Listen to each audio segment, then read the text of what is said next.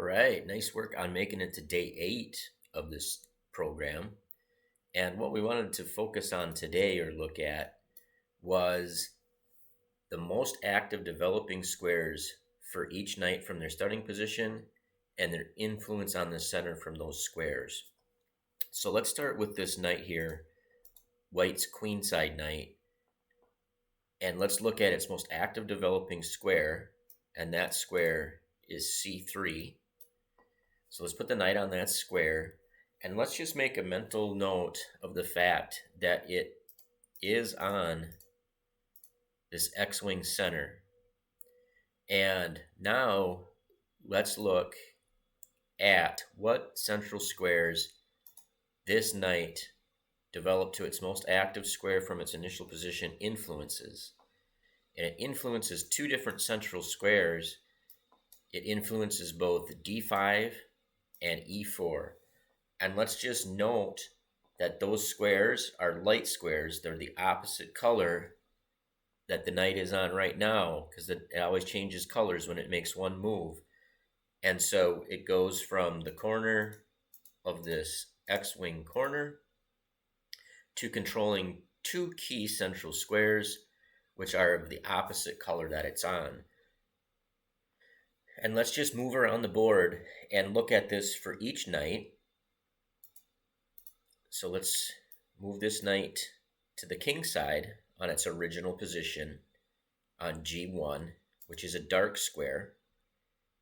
And it moves to F3, which of course is also on a square of the X-wing corner.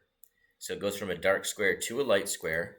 And now let's look at the central squares that this knight controls.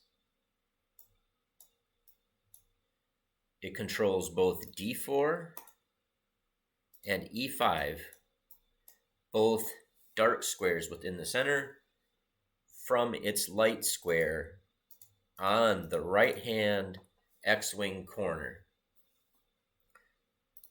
Same thing will apply for the black knights. Let's look at the queenside knight first.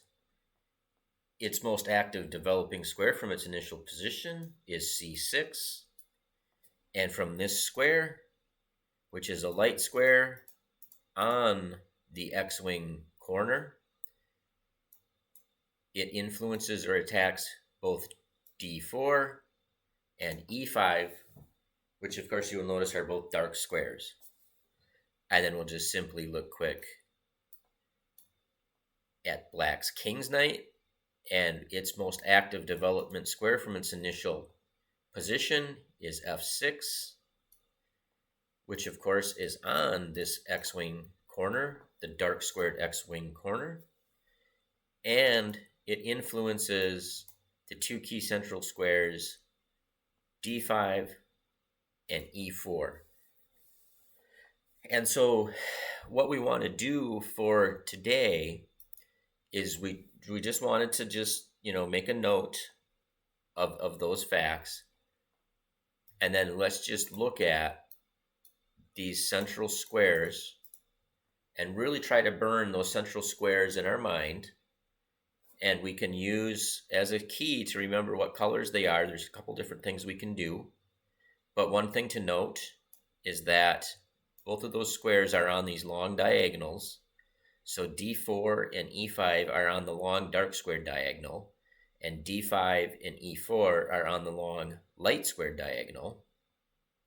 And we can also use the fact that these knights are on these X-wing corners to easily know what color those knights are on, and the fact that the knight, when it makes a move, moves to a different color. So this knight on C3, the squares that it controls, because it's on a dark square, are a light square.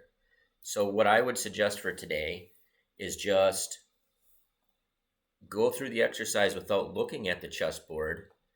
Go in your mind and develop the knight from their starting position to their most active position. So it would be, B1 to C3, G1 to F3, B8 to C6, and G8 to F6, and then try to visualize as best as you can the central squares that those knights control and the color of those squares. And then when you're done, try to really focus in and try to just burn into your brain the image of those 4 central squares, making special note of what color each square is. And that's it for today.